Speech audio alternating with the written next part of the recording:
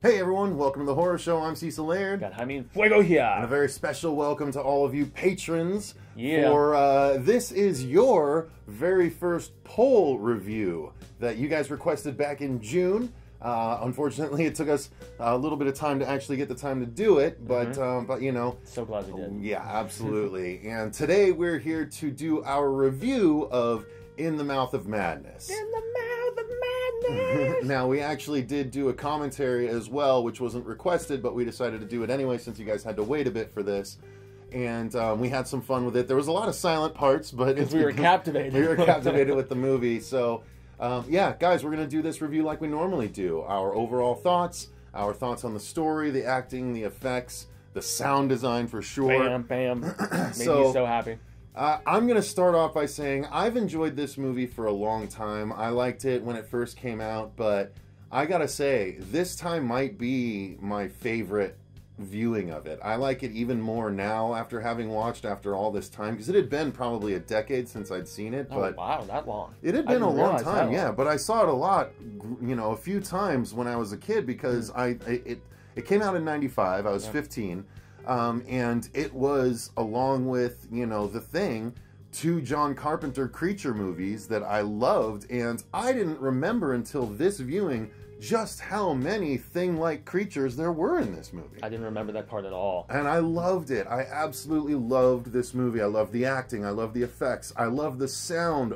There's no way I could have appreciated the sound nearly as much as I do now back then. So, I mean, we'll get into it all, but my overall thoughts were I adore this movie, and outside of The Thing, it's for sure my second favorite John Carpenter movie, hands down. Yeah, this is also my second favorite John Carpenter movie now officially. So I saw bits and pieces of this maybe on TV when I was a kid or something, edited down, and I know I watched it at some point in my early 20s maybe, so we're talking also like a decade ago.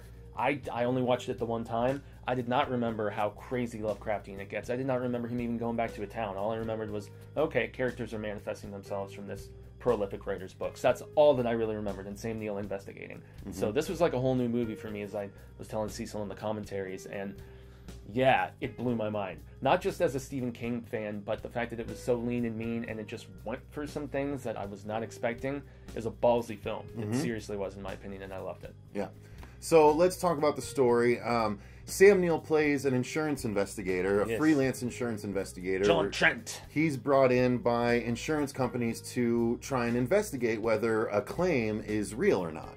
And so, you know, we get an example of it early in the film. He's kind of hard-nosed. Yeah, he's kind of hard-nosed, but he's, you know, he's your typical sort of, he comes off like an old-school Private Eye. Yeah, in this movie, and there's a noir aspect to this movie. There truly is, with the investigative aspect of it and everything. And it could be the film could very well stand in black and white. Yeah, and also there's the femme fatale and the girl who's in this. So yeah, this was noir AF, man. I don't want to drop the F-bomb, but yeah, this was super noir, man. Absolutely. So he's basically sent by the insurance company to, or he's asked by an insurance company to investigate the disappearance of Sutter Kane, who is the world's most prolific and purchased and read author in this film, and also an insurance liability to his publisher. Indeed, his taken on the case. Indeed, exactly. He's sort of their #1 client, as it were, and then it's funny because the femme fatale early on kind of says, you know, if you think Stephen King's big, forget about it. You know, they have to name drop him. Yeah. But yeah, so he has disappeared, the author, and Sam Neill decides he needs to try and investigate where he's gone. Yeah. And you know, he doesn't know exactly where to start, but someone suggests read the books, you know, and that might give you a clue. And then he does, and there's this really cool sort of like put together the pieces of the puzzle scene, and I loved it back then. It still holds up today. Awesome. I think it's great. And so he gets where to go, and the publisher or the insurance company sends the femme fatale with him. And it's kind of becomes a little bit like, this scene sort of reminded me of Pee-wee's Big Adventure, the driving scene at night, you know, because there's a lot of weird stuff that happens on the road and things like that, but it's all really, really cool stuff. Like, it's all super interesting, and it's all super atmosphere setting, and like, because they change at one point. Sam Neill's driving, and then she takes over driving, and she starts seeing all this weird stuff. It's basically like night and day. Yeah, basically. And so but eventually they get there, and when they get there, the first place they pull up to is the hotel, and the girl immediately recognizes it as the hotel from one of the books. And she, you know, they go in, and this little old lady helps them at the front desk. Happy Gilmore's grandma. Happy Gilmore's grandma, and so, you know, the girl's like, I'm telling you, this is the place from the book, and she's looking at a painting that's changing in front of her eyes, but because Sam Neill's not looking at it, it doesn't, you know, bother him. No doubt. But he's like, does that lady really look like she could murder her husband and chop him up with an axe? And she's just like, you know, and so they kind of they start looking around the town. They see weird stuff. She sees kids with like weird rashes chasing a dog, and then. At that one point, the dog looks infected too, and the kids are slowly degenerating and getting worse, and seems to be spreading to the adults a little bit as well, slowly. Yeah, because the adults go to this black church to try and find their kids, and they're instead confronted by, and we're revealed to see that Sutter Kane is indeed in this town. And he's in that church. Indeed. And so the rest of the movie, we don't want to give away too much because it's not going to be a spoiler review, but that's the setup. They find the author eventually, and it's the weird stuff going on in this town where he's just kind of gone to hide away and write. Stuff from the books starts, you know, they start encountering things from the books in real life, and you find out that there is a much more deep Lovecraftian, you know, evil scheme at play. And it's so awesome, but it has to do with madness, you know, lots of madness, but God, it's just such a well-made movie. What did you think of how the story played out? The story was fantastic, and a theme that King has worked with before is the possibility of, is madness contagious, you know? Most recently, I think, the story called N, where it was essentially anytime somebody told another person about this particular field, and you would go to the field, and, you know, you would go mad, and it's just the passing along of just a nutsy notion and how contagious that can be. And that's big in this, and especially with the readers of the books, and there was a lot of King parallels about just putting something to page, and if it has enough energy behind it, it manifests itself. He's done that in quite a few of his books, especially some of the later ones, and that had to do with this. And I don't know, that it went beyond just emulating him, though. It was really its own thing, and just mushed a lot of familiar ideas together to make like this crazy, as I've used before, like a Frankenstein of something completely unique and different. And once again, the story went places I wasn't expecting. The finale was not what I thought was going to happen, but in a good way, without spoiling anything. So, yeah, they went for it. Anyway, yeah, it played out well, and so let's talk briefly about the cinematography. I thought it was gorgeous. Acting. Yeah, you're right. Acting first. Sam Neill, of course. Tremendous. He, you know, this is in the heyday. This is 2 years after Jurassic Park. And he actually looks to me a little bit younger than he did in Jurassic Park. It was the way they did the makeup. They made him look more like he'd been working out in the sun for who knows how long, and you know, he's all gruff and scruffy and stuff.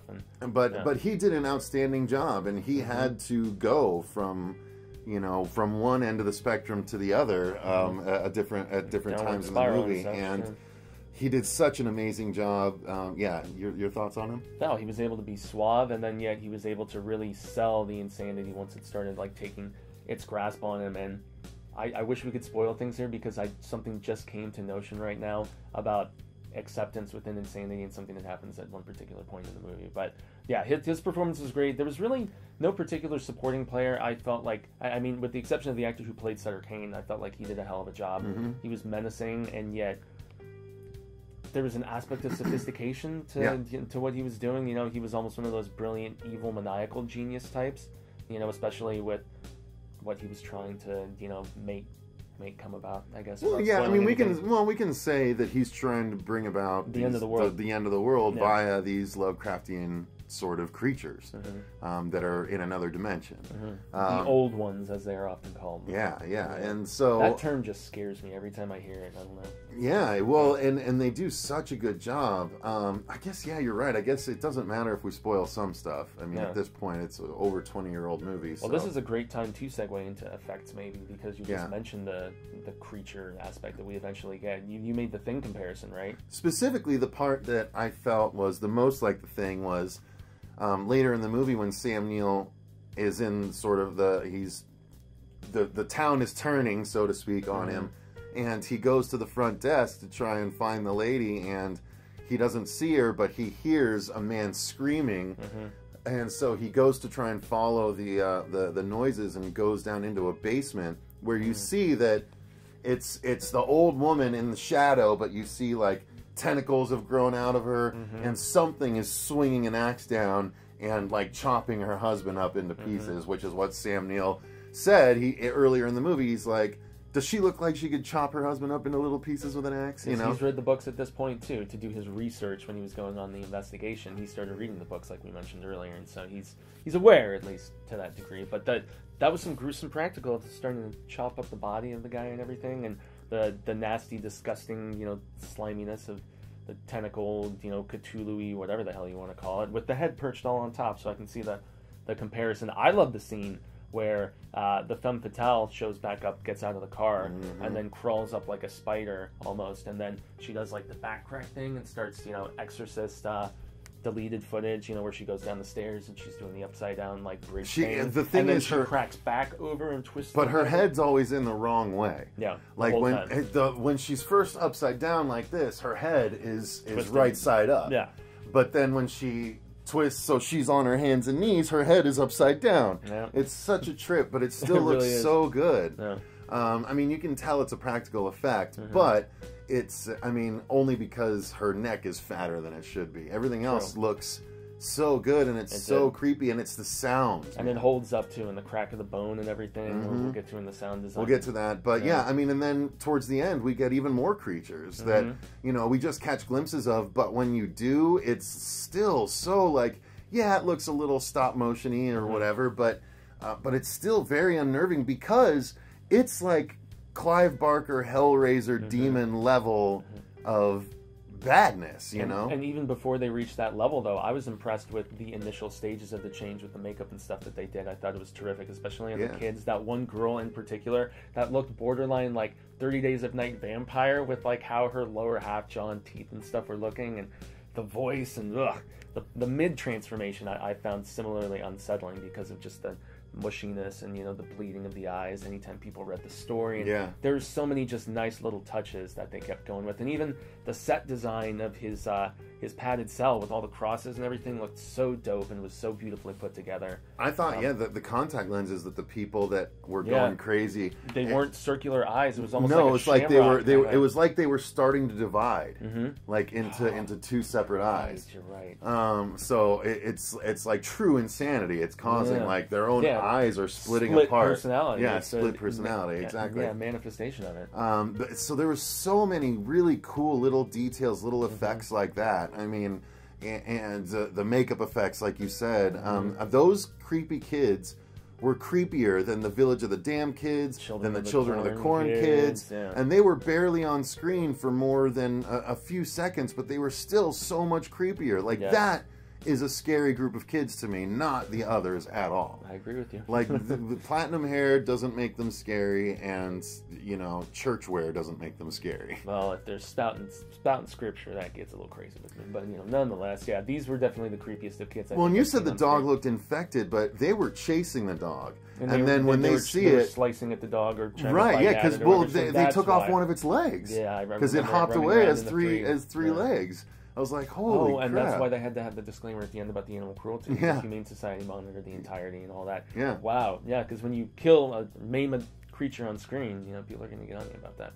Yeah, so rightfully so. It was, the effects were just amazing, and pretty much all of them held up, with the exception of one in particular, like a paged hair kind of. That was the main digital effect did not really hold up, and that was Industrial Light and Magic too. But then again, this but that was 1995. Yeah, it was when Sutter Kane when he reaches up and he pulls his face, and the background off. Like it looked really, really fake. But that was the only thing. Like everything else was practical, and it looked really good. It looked awesome, in fact.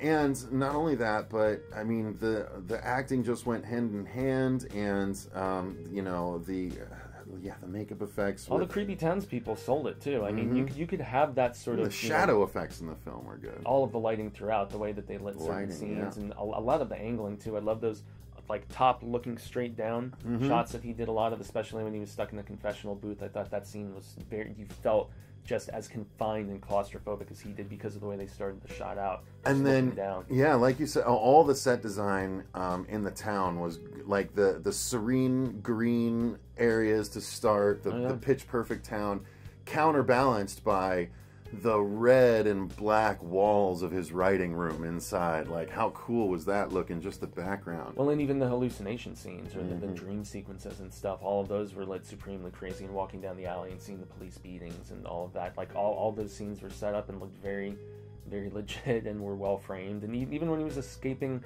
I guess I shouldn't go. Yeah, no, it's okay. Go ahead. When he was escaping the institution, that was one of my favorite shots too, because it's where we're getting towards the conclusion of this and realizing it's very post-apocalyptic. Are they going to go as crazy as you think that they could here? And just that frame shot, just still camera, nothing was moving or anything, and beautifully lit. I mean, Carpenter's a master director. I absolutely gotta say, and like that one shot too, where they were driving at night, and it was.